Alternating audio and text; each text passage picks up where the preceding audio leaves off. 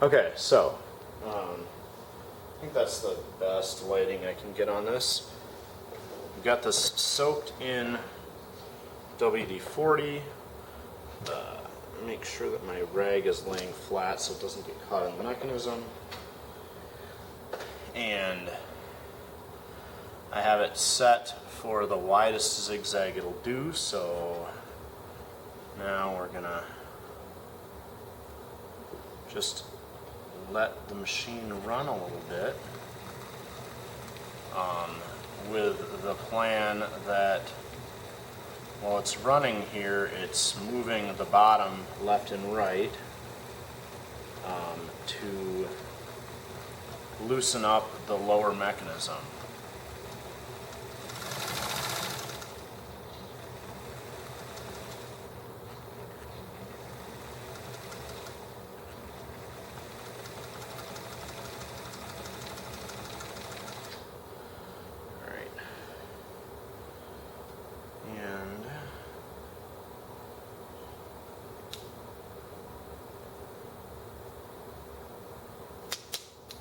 There we go.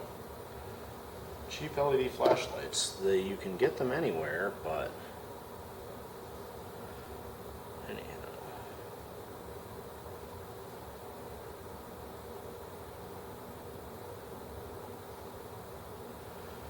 All right.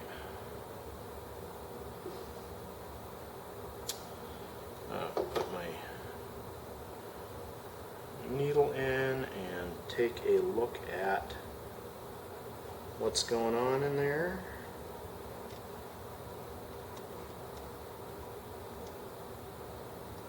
Well, I have the foot plate off.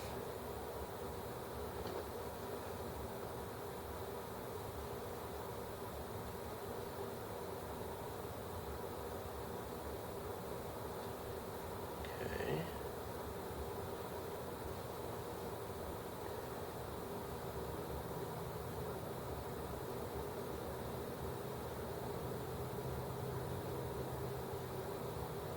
Oh yeah. So, I'll have to set the camera up and get some more light on it, but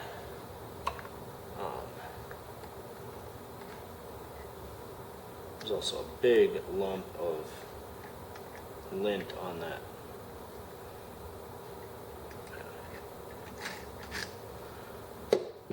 So I just cleaned a huge lump of lint off of the feed dogs.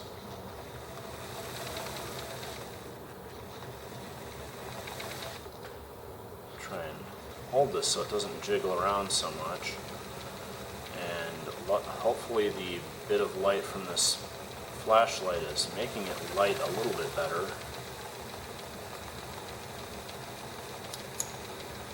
But studying at the needle, and I can see the hook moving,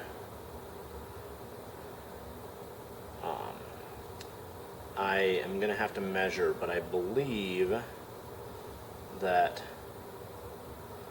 the bobbin hook is, yes, ever so slightly further away from the needle at the far right hand travel,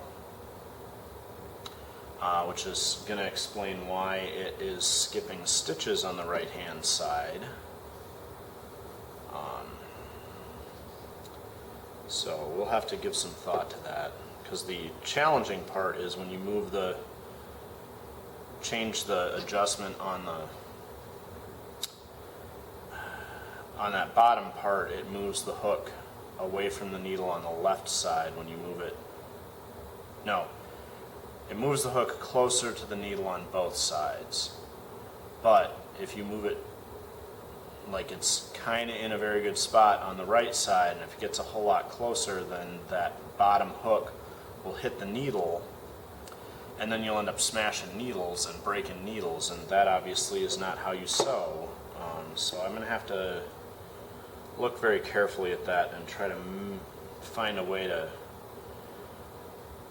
investigate that more thoroughly and possibly, and figure out a way to move that very carefully. But for now, we've spent some time letting that spin. I'm going to let it keep soaking with the WD-40, and we will try it out again sewing, because I honestly didn't check to see how far it was moving before we did this. And if the WD-40 was enough to loosen it just that little bit that it will stitch properly now, I'm not going to touch it. Because I'm certain that the initial problem was just that the whole thing was still stuck enough that it wasn't moving the case and the hook properly. The reason I know that is because when I was flipping this front lever to move all these parts, you could feel it sticking, and it would take a moment for the needle bar in the machine to pop back. So it clearly was not properly loosened.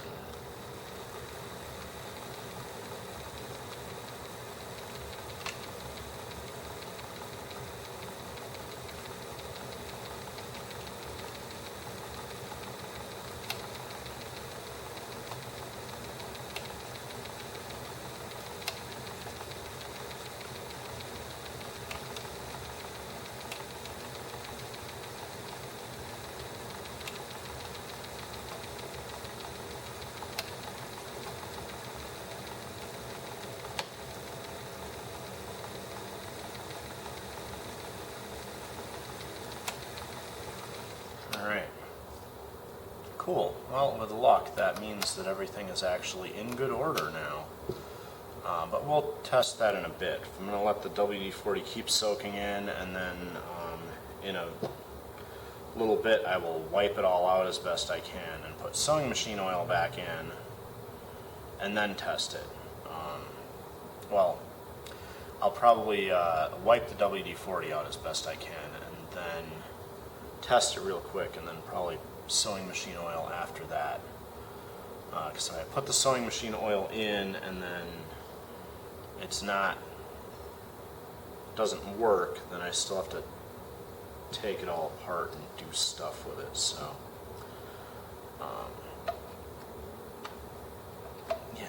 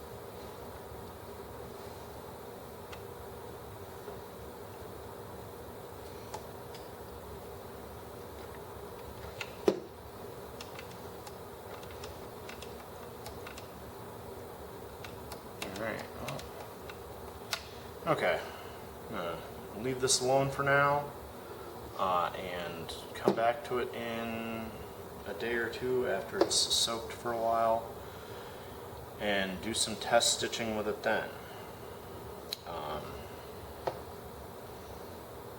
Or, you know, I'm impatient, so... Alright. Let's see if that light still dims when I push the button. Oh yeah.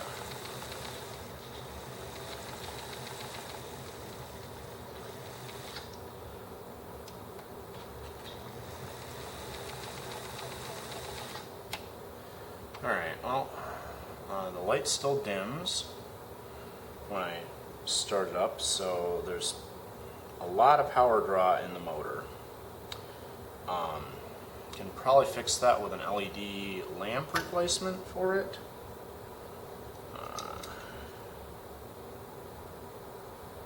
Because they take so much less power.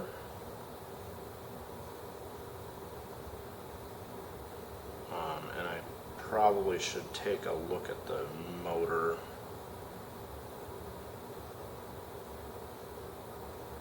At some juncture. The light in here is covered in lint and oil, so that's